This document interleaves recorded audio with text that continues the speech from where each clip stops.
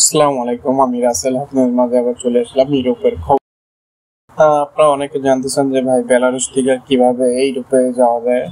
আসলে বেলারুশ থেকে ইউরোপে যাওয়া যায় এটা সবাই বলে অনেক সোজা, আসলে অনেক সোজা। কারণ না, আপনি বেলারুশের পাশে আছে ইউক্রেন, রাশিয়া, পোল্যান্ড, তারপরে লাটভিয়া, লিথুনিয়া।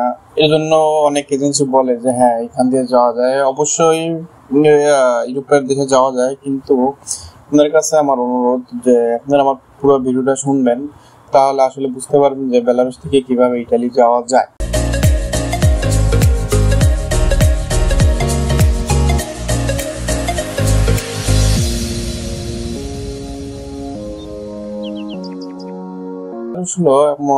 বেলারুশ হলো একটা ইউরোপের দেশ, কিন্তু এটা একদমই পুরোপুরি এটা রাজত্ব করে রাশিয়া। রাশিয়ার কথা মতে বেলারুশ চলে।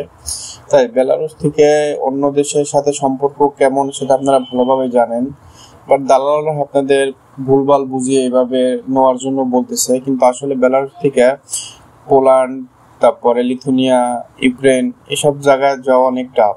কেননা বর্তমানে হলো এখানে যুদ্ধর কারণে আপনার বেলারুশ থেকে আপনার ইউক্রেন যাবেন, ইউক্রেনে ঢুকতে পারবেন কিন্তু ইউক্রেন থেকে বের হতে পারবেন না। কারণ ইউক্রেনের সরকার বলে দিয়েছে বর্তমানে ইউক্রেনের একটা নাগরিকও যাতে বের হতে না পারে।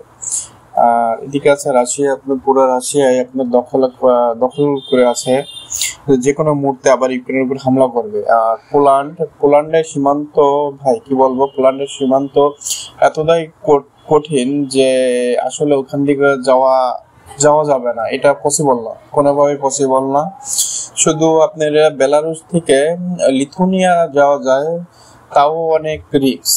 বর্তমানে বেলারুশ থেকে ভাই কোথাও যাওয়া যায় না। হ্যাঁ, বেলারুশের ভিসা হয় আপনার বাংলাদেশ থেকে হবে, মধ্যপ্রাচ্য দেশ থেকে হবে, ইন্ডিয়া থেকে হবে, এগুলা আপনাদের দালালে বলে নিবে। কিন্তু আসলে বেলারুশ থেকে আপনি ইউরোপের দেশে বর্তমানে ঢুকতে পারবেন না। এই কারণে বলছি ভাই, যাই করবেন অবশ্যই চিন্তা ভাবনা করে করবেন। কারণ বর্তমানে বেলারুশ থেকে ইউরোপ ঢোকা আর ভূমধ্য সাগর পাড়ি দিয়ে যাওয়া, আমার মনে হয় যে লিবিয়া থেকে আপনি যদি ভূমধ্য সাগর পাড়ি দিয়ে যান তাহলে আর ইজিলি যেতে পারবেন। তাই বলবো যে বেলারুশ থেকে এই মুহূর্তে আপনারা কেউ গেম দিয়েন না। যদিও কেউ চিন্তা করে থাকেন তাহলে আপাতত চিন্তা বন্ধ রাখেন, কারণ বেলারুশ থেকে এই মুহূর্তে সম্ভব না। যদি আমার ভিডিওটা ভালো লাগে অবশ্যই লাইক সাবস্ক্রাইব করে সাথে থাকবেন। ধন্যবাদ। নতুন নতুন খবর